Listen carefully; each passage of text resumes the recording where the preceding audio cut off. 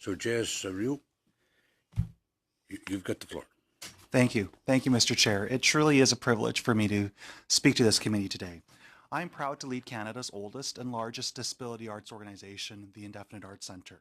Founded in 1975, the Centre today supports more than 300 artists living with developmental and physical disabilities from Calgary and surrounding communities. Every week, our artists work alongside our talented team of staff and volunteers to conceptualize new ideas, create exciting new works of art, and present their works to new audiences both locally and around the world. Much of this work happens in our 12,000 square foot facility consisting of a multimedia studio and gallery, an artist lounge, as well as administrative spaces for other like-minded community organizations.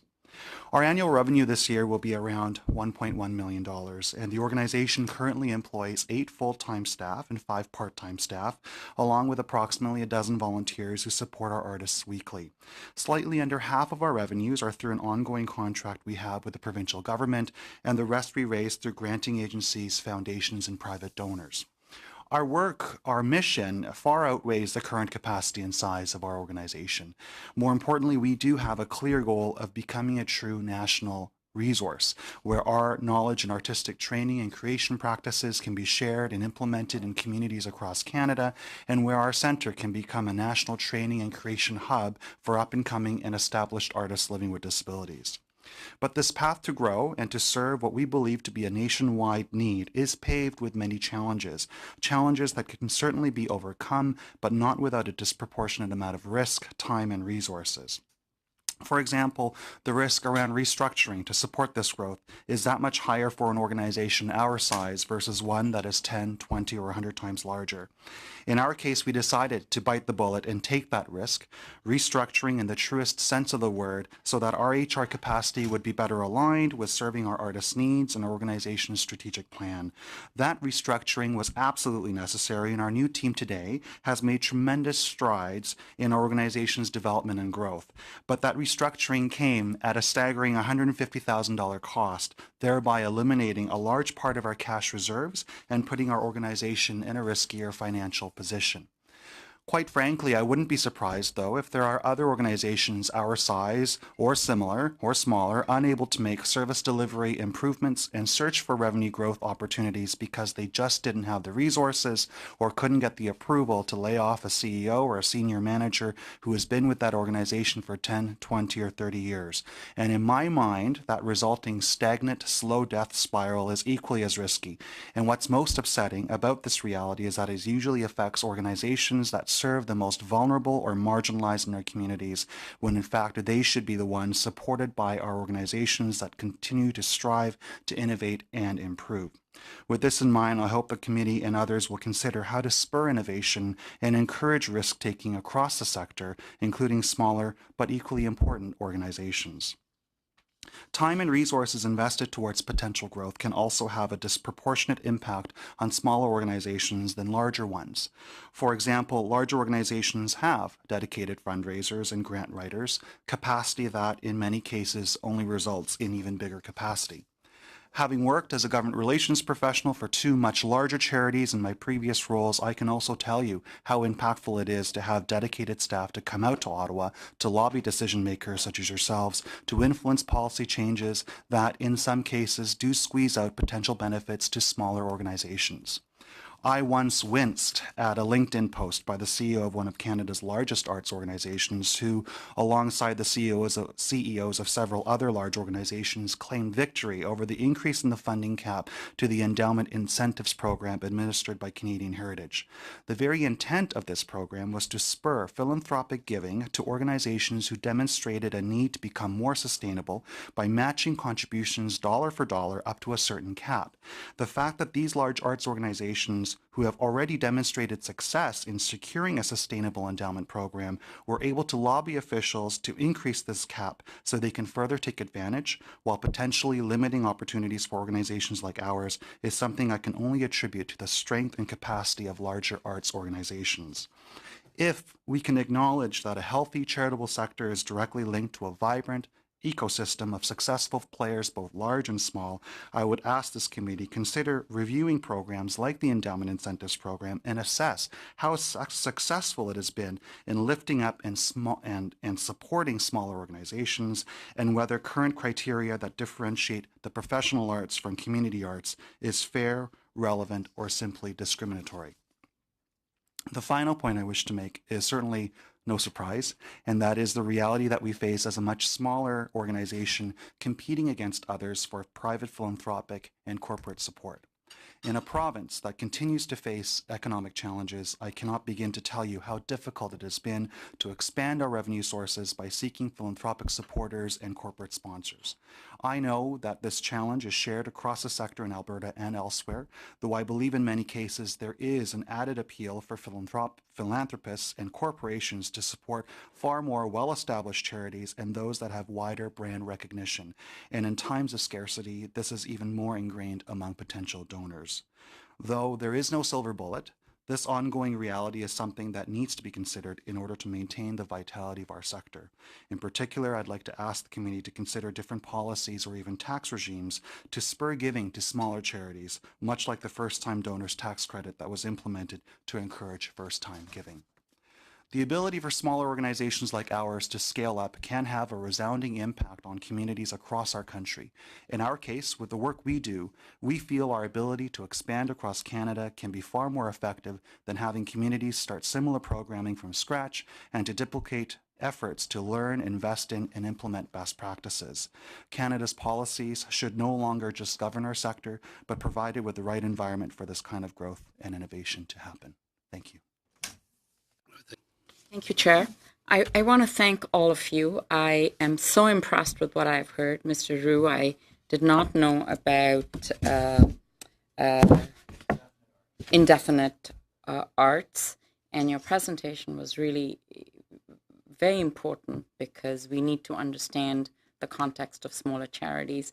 Ms. Hurley, I'm amazed at your success rate.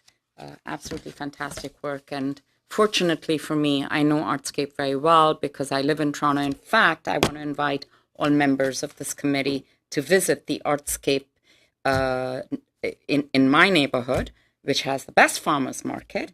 And an unintended outcome is, of course, that property prices around Artscape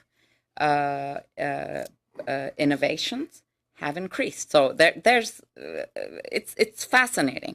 But my first question is to Mr. Roux. You've made a very compelling argument that we have to think about different strokes for different folks. We can't simply focus on the big institutions and the big philanthropists. We must also look at the small donor and small charities. And you mentioned the first-time donor credit, which our information is that not too many people took the federal government up on this, partly because there was very little marketing attached to it.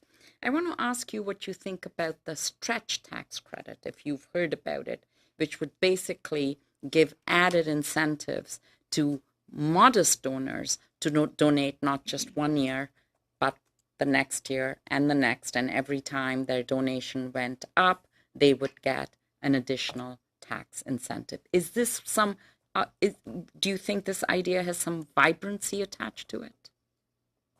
As I said in my remarks, I think, the challenges remain, especially when it comes to the investments of time and resources around marketing the case for support in securing those donors. And I think the bigger issue is if we're competing for the same pool of donors, because I do know that, research will show that really there's a certain type of individual that would, donate their time or their resources, and there are hundreds or thousands of groups that are targeting those individuals every year. I think that the bigger question is, how do smaller organizations compete, and is it fair for those organizations to be competing on equal ground with the large organizations? I think thankfully in our organization's case, most of our donors are repeat donors, and I do think that fundraising, I used to be a fundraiser as well, and we often learn that once you hook somebody to become a donor, chances are much more likely that they will be ongoing donors as long as you do good work. So I'm not so sure that that is as pertinent to an organization that has challenges like ours. Just it's simply a matter of how do we compete, and if there are any regimes or policies that would be able to give us a leg up. So another proposal we've heard dealing with our concern with small charities is the burden of reporting. Why is it that all charities have to report out in exactly the same way, regardless of the fact that one charity may raise $10,000 and have no staff, and another charity raises millions of dollars and has God knows how many staff? Would you think that would help small charities? Absolutely. I think that that is, in fact, one of the big fears that I have personally leading this organization and finding opportunities to grow. It no longer is a question of whether we want to grow. It's actually a question of whether it is worth the time burden of myself to be able to go through the grant application and then the subsequent the reporting process, and whether that outweighs in some cases the amount of money that we're searching for. So I absolutely agree with that. Mr. Ryu, you talked about the need for regimes or policies to give smaller charities a leg up. And I do want to say, I think if you have more staff, if you have some more resources, then, perhaps you can handle more of the paper burden. But as you say, we need to give the leg up to the smaller charities and organizations, because even with great funds, if you're not able to access them, that makes it very difficult. So would you speak to what ways in which, the government could support the smaller charities to give you not an advantage, but an opportunity to be at least on an equal footing? Thank you. I think one of the realities is, again, the risk that an organization like ours might have to take in order to take advantage of fundraising or grants.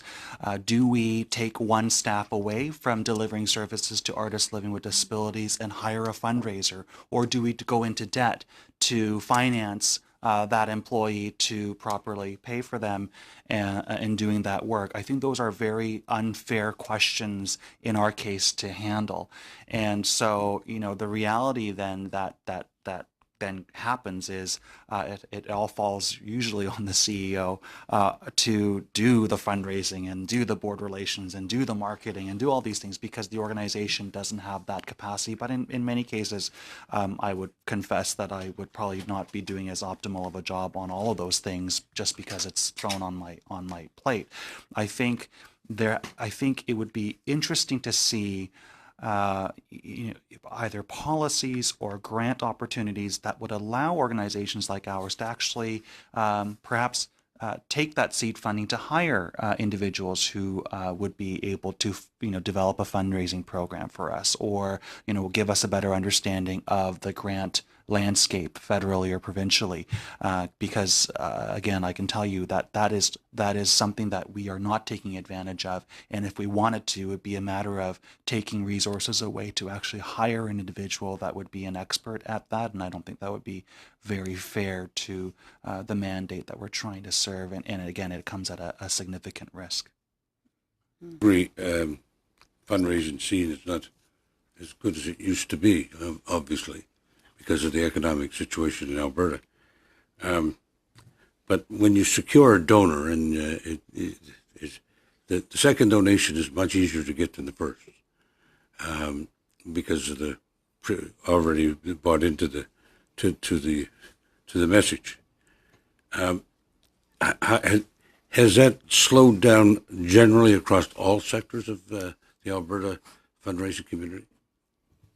My understanding is that, especially in the arts, that generally most organizations in the arts and culture sector have had a significant downturn in donations. it's true that for many organizations, although not in our case, but for many arts organizations, there was a significant element of raising funds through the boom, and there was an expectation and almost an assumption that charities would be able to come through with a lot of the corporate sponsorships that were far more readily available than they are now. I think a lot of us in our sector are beginning to make the hard adjustment to try to diversify revenue sources and also make attempts at lobbying government. As I mentioned in that example, a lot of the larger arts organizations have been successful in lobbying governments around policy changes that allow them to access a lot more funds than they would have in the past. And I think that has a ripple effect, a negative ripple effect on smaller arts charities like ours. Thank you.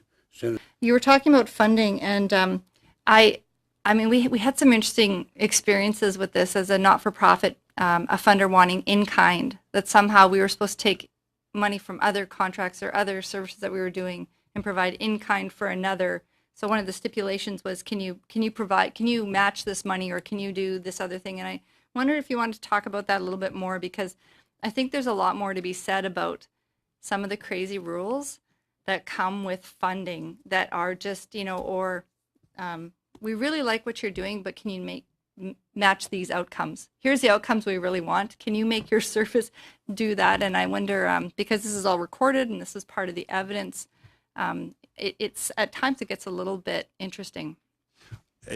Absolutely, wholeheartedly agree that is a challenge. On the topic around outcomes, I think what people fail to understand, particularly donors and in many cases government, is that measuring outcomes also costs money. And we would love to hire a researcher to assess what we know to be incredibly positive outcomes on the arts and its impact on people with disabilities. But to try and hire even a PhD student to take time away to doing this work is tens of thousands of dollars. And so I keep on going back to this element of risk. It puts us in a very tight position of figuring out, well, what gives? Like, do we want to divert resources away to begin measuring those outcomes, or do we then go on the hunt for grants that ironically ask for outcomes to begin with, right? So it's sort of this mad chase that we're constantly after. And then I will also add that, yes, in many granting programs, especially some of the federal ones for the arts, there is a matching component that also becomes very challenging, right? So not only are you asking to then invest in a program that you believe in and then planning for that program, but then you also have to go on a goose chase to find matching dollars to support that grant. So I don't think it's about skirting away from our responsibility to look for other revenue sources to support our programming, but I think those stringent rules do present challenges. I don't know how many times I've explained to funders that you're asking for an $80,000 research project. What you're asking for in the deliverables or the measurable pieces is a massive research project. Thank you for that. Thank you. Senator Labroquin, Benson, you mentioned that you're trying to figure it all out. Well, welcome to our world. We're in this together, and we're all trying to figure it out. I've worked in the charitable sector now for over 31 years. So, and it always amazes me that a donor will give you tens of thousands of dollars or more, but what they really want to know is, you're not spending any money on a fundraiser, are you? That you're not being efficient in how you're gathering the money. Anyway, Senator Omnivar, s'il vous plaît. Thank you, Chair.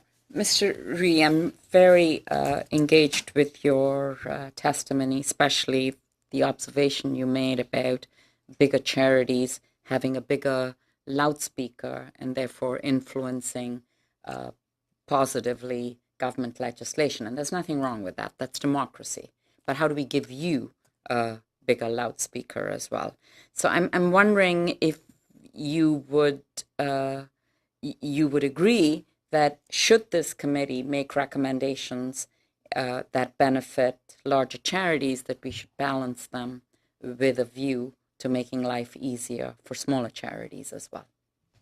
Absolutely agree. I think, once again, that there are going to be, I'm sure, evolutions in federal granting programs that have good intentions from the get-go, but I don't believe that there is enough follow-through on whether that money is trickling down to supporting the diversity of the sector as well as the diversity of the people that the sector supports. So in the event, in the example of being in the arts, it's very easy. Well, I think some of my colleagues in some other organizations might be offended, but I think it's a lot easier to advocate for and lobby on policies that advance the world around the professional arts and the performing arts. Increasingly, we're seeing investments in Indigenous arts, very rightfully so. But then there are other diverse communities, including the ones that we serve as artists living with disabilities, that kind of get overseen. And so I think it's very important that there needs to be an active assessment of these programs to ensure that the broad diversity is supported. Let me run an idea that we heard, I'm forgetting when, but we heard from one of our witnesses that looking for government grants is like looking for a needle in a haystack. And I imagine your organization gets funding from ESDC, or should get funding from ESD, but you could also get funding from Heritage, Multiculturalism Canada, Immigration and Refugees Canada, Status of Women, Global Affairs, Veterans Affairs, because you serve the people that would probably be of interest to all of these departments. And the idea was that the Government of Canada should develop a web-based list of grants that are available to charities and review and update this list every 3 months. Is there, I mean, when you look for government grants, how do you look? Fortunately for me, and I don't think this is the same fortune that a lot of other organizations share, is I worked in the government relations space for years. I was the main lobbyist for the Banff Center and the CNIB before that. I had worked, and so yeah. I can pick up the phone and know how to wrangle information out of people. Unfortunately, that's, I'm sure, not the case for a lot of the charities. I think, in an ideal world, it would be great. As an example, Canada Council for the Arts is a great example of an organization that you can pick up the phone and call, right? And say, I have this kind of a project and I'm curious what kinds of avenues would support that project through the Canada Council. And then they direct you to this individual, this program, the limits, the rules, and they kind of lay it out for you. I don't think that that's as clear when, I can't just dial 1-800-O-Canada and ask these things, right? It has to be so department specific, and even within the departments, how do you find that one specific person around that one program? So in an ideal fantasy world that I sometimes live in, is it worth thinking about a general help desk of a charity help desk that allows different charities to pick up the phone. I'm sure they will have hundreds of phone calls a day, but in that imaginary world, I would pick up the phone and say, I have this kind of a project. It would have implications on, right? And that, I think, would be ideal. It's a good idea. Thank you. The frustration is that 1-800-O-Canada is supposed to be able to do that. Elementary. Yes, Senator Martin. Do any of the regional offices, so whether in BC or in Calgary, that the government, but I guess it depends on the department. So I was just thinking it would be nice to have such regional desks, so to speak, but then that would require more resources, wouldn't it? But in any event, no, you're speaking to the gap that we have seen, that even if we have a good funding program, small charities and organizations that do not have the resources to access, there is that gap, and we need to figure out how to bridge that gap. I'll just add that, it took me a bit of convincing to my board that I will require funding for travel, right? And I can't begin to tell you how many grants we have since been able to access from my travel from Calgary to Ottawa and meeting with different folks, including Global Affairs, actually, who are funding us for international exhibitions. But that would not have happened if I wasn't able to afford a plane ticket to come to Ottawa to then meet with those individuals.